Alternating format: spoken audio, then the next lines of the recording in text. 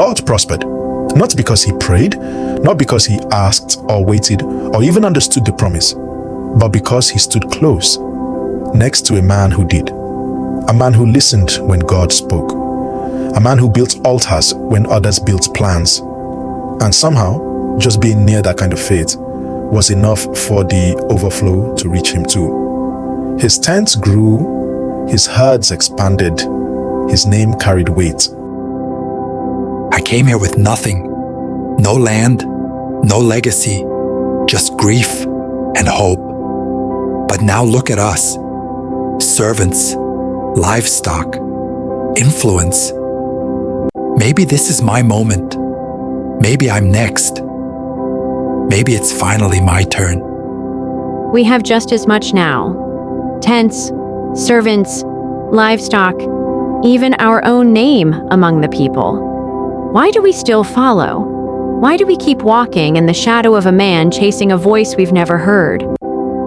She saw wealth, abundance spread across the hills, the results, the comfort, the rise. But not the well it flowed from, not the source, not the quiet covenant whispered beneath stars, or the unseen hand that turned dust into legacy.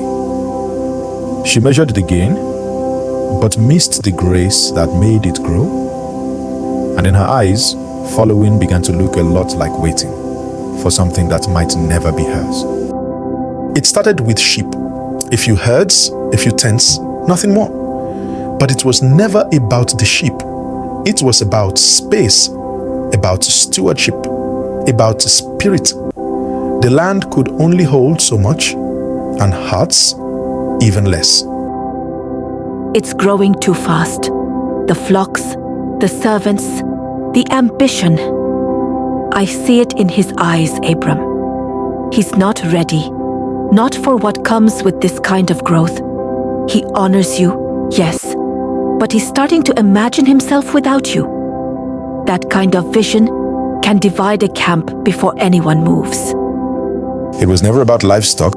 It was about loyalty and the quiet test no one saw coming. Abraham didn't build barns, he built altars. While others counted livestock, he counted moments with God, marking each one with stone and fire, not for storage, but for surrender. Wealth is temporary, Sarai.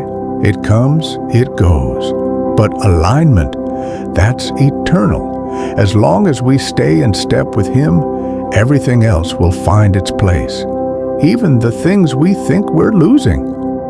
We have enough now. Tents in every direction, servants at every call. Maybe it's time for our own name, our own ground, not borrowed, not shared, just ours. Prosperity exposed what obscurity kept buried. Ambition, hunger, the quiet desire to rise. Success didn't change them. It revealed them. He grew loud. His voice in the camp, his men in the fields, his presence beginning to fill the space like he owned it. And still, Abraham stayed still. Not weak, not silent, but rooted in something deeper than territory or noise. Sometimes the person you think you've outgrown, the one who walked ahead of you, prayed over you, made space for you when you had nothing, is the only reason you ever grew at all. But pride doesn't always remember beginnings, and favor, when mishandled, can become its own kind of blindness. The conflict wasn't the real problem. The real problem was the pride, and soon, Lot would speak without wisdom and choose without prayer. Watch episode 3. He chose without asking. If you enjoyed this, don't forget to like, comment, and share.